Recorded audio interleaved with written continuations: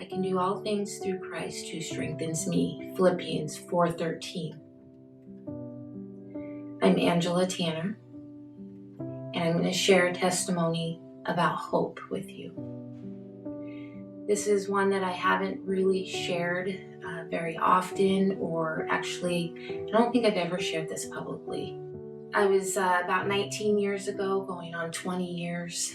I was 5 months pregnant, engaged to Forrest. We had not yet gotten married. And shortly after we did get married and got back from our honeymoon, I had a checkup with the doctor to see how things were going with my pregnancy. It was a high-risk pregnancy because I had had a couple miscarriages. And so they wanted to make sure things were going well this time. I'd been feeling kind of ill for a couple weeks, but not thinking much of it. I was pregnant. And he came in and simply said that the fetus within you is no longer living. It could have been 3 hours ago or 3 weeks ago. My mind immediately went to 3 weeks. And then my mind immediately went to everything I was doing in that 3 weeks' time. I was preparing for my wedding. I was saying my vows. I was in Hawaii. And I was a newlywed. Not a good way to start out a marriage. I kind of went over the edge. It was the time I thought, you know what, I'm going to try smoking. I tried smoking. You know what? I think I'm going to go to the bar. I never just went to the bar. I knew I wasn't right, but I didn't care. I absolutely didn't care. I didn't care if I lived. I didn't care if I died. I didn't care if I was married. I didn't care if I became a drug addict. It was in my family, why not? I didn't care if the only thing I knew I didn't want was to ever be pregnant again. That is what I believed in my heart, that I never wanted. I never wanted to go through that. It was the worst thing that anyone could have said to me, that it no longer existed. Life was no longer there. How could that be? How could God? You know? I kind of sort of knew the guy, but not really. At that point, I hadn't given my life to Christ, but I knew that I'd heard his name. I'd heard about this Jesus guy, and how could that have happened?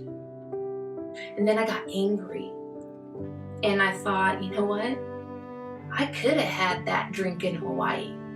I could have went parasailing. I could have this, I could have that. And then I started feeling robbed. And so I just kind of didn't care. They sent me home with morphine, and I used it. I used a lot of it.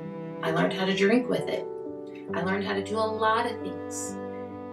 And I knew I wasn't okay, but I didn't know what to do. That one night I just said, you know what? You can't do this. This isn't how your life is supposed to be. This isn't how you're supposed to do things. But I didn't know exactly what that was supposed to look like. And I just sat there in the darkness and in the quiet. No sound. And I just felt the peace. I didn't know it at the time what it was, but I felt the peace. And that's when I felt hope. Not just the word, not just people saying, you know, there's hope for you, you can this, you can that. I felt it, I knew it, and I didn't take another morphine pill. I just started getting on track with life and thinking about what it was that I wanted out of life. Once I got that hope, that true feeling of hope, I then started going, you know what? There's something to live for. I wanted to have a child, and I wanted to be married, and I wanted a good life, a healthy life. 2 months after that time, after that night, I found out I was pregnant. And I was scared, but I was excited.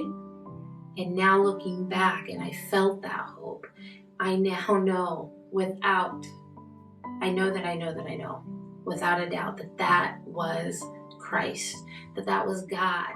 Even though I did not recognize him for who he was at the time, I now know that that was him, because there's no one else that can do that.